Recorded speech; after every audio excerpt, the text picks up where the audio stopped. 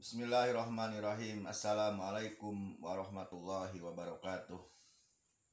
Bertemu kembali di channel yang paling mantap sedunia bersama Edar Sipat Channel. Segala puji hanya milik Allah. Kita memujinya dengan mengucapkan alhamdulillahirabbil alamin. Bersolawat kepada baginda Rasulullah. Allahumma sholli ala sayyidina Muhammad wa ala ali sayyidina Muhammad. Masih menyikapi fenomena yang ada, yang mana saat ini banyak sekali para YouTuber bermunculan, ya, termasuk mungkin channel ini. Inilah perjalanan sahabat, ya. Bukan kita ini mencari sesuatu di konten ini, namun intinya menyampaikan kepada umat sebisa mungkin, sekemampuan mungkin, mencerahkan kepada umat apa yang didengar, apa yang dilihat, apa yang diketahui, ya, sedikit banyak kita sampaikan di channel YouTube ini. Itu suatu kewajiban yang mungkin ada kemampuan sedikit untuk bisa menyampaikan. Menyikapi apa yang ada, ya, berimbang lah, ya. Bagaimana kiai kita, ustadz kita yang fenomenal tahun ini, mungkin kalau diberikan penghargaan apalah, entah apa penghargaannya, itu mungkin paling banyak dibahas di YouTube pada saat ini, yaitu Bapak Kiai kita Ustadz Yusuf Mansur, yang dikenal dengan Ustadz Sedekah. Namun beliau, kita tidak menutup mata, beliau ini sudah mampu, ya, membangun berbagai kegiatan pondok tahfidz, ya, yang mana dulu di Indonesia ini tidak terkenal pondok tahfidz itu, ya, rumah tahfidz itu belum ada zaman saya kecil dulu. Tahunya ada pesantren aja, yang mungkin di situ juga ada menghafal Quran, tapi nggak segencar sekarang. Setelah ada di televisi, ada lomba-lomba hufadil Quran, ya, anak-anak kecil itu. Terus zamannya Syekh Ali Jabir almarhum gitu, ya, sangat booming, sangat digalakkan. Maka rumah-rumah tahfidz ini bertebaran di mana-mana. Itu salah satu jasa Ustadz Yusuf Mansur. Dan plus minusnya, ya itulah manusia. Namanya manusia tidak salah terus, tidak benar terus, ya. Kalau salah terus itu adalah setan, iblis, ya. Anak-anaknya iblis, setan. Kalau benar terus itu malaikat. Kalau manusia itu ya salah ya benar. Maka kalau salah maka cepat-cepat memohon ampun pada Allah. Kalau itu hubungannya dengan Allah Subhanahu wa Ta'ala. Namun apabila hubungannya dengan manusia, maka minta ridho kepada manusia itu yang berat sebenarnya, minta ridho kepada manusia. Kalau kepada Allah mah mudah, ya, minta ampun pada Allah itu suatu hal yang mudah dilakukan.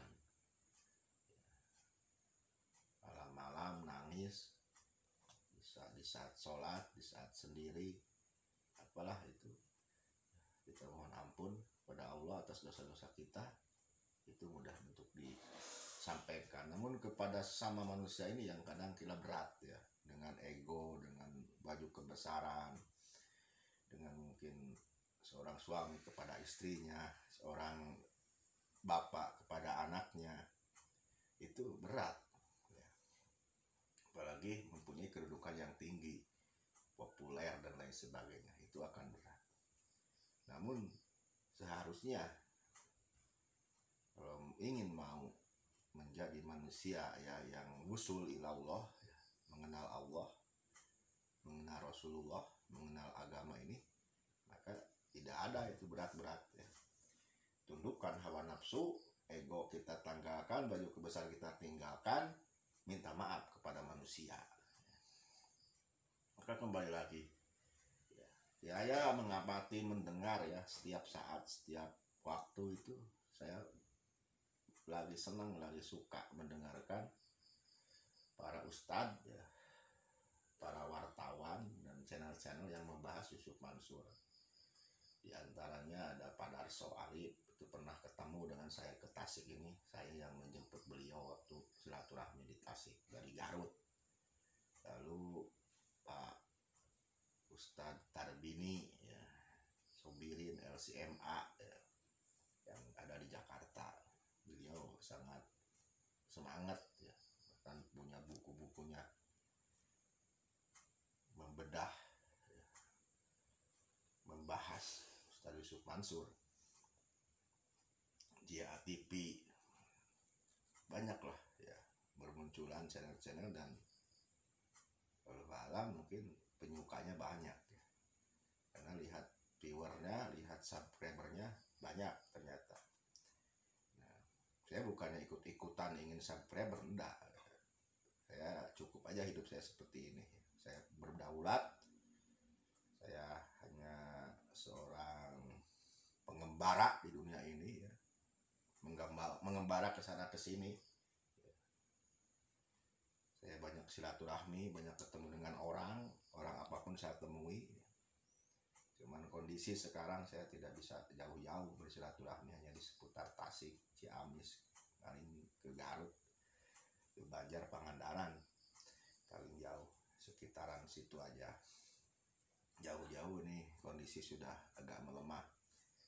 Tidak apalah, yang penting ada sedikit ilmu disampaikan, ada sedikit pengetahuan disampaikan ya, mudah-mudahan manfaat, dan silahkan dipilah oleh pemirsa, pendengar semuanya apapun itu ya. Karena pengaruh dari orang itu ya, saling mempengaruhi orang itu. Ada yang namanya bahkan cuci otak ya.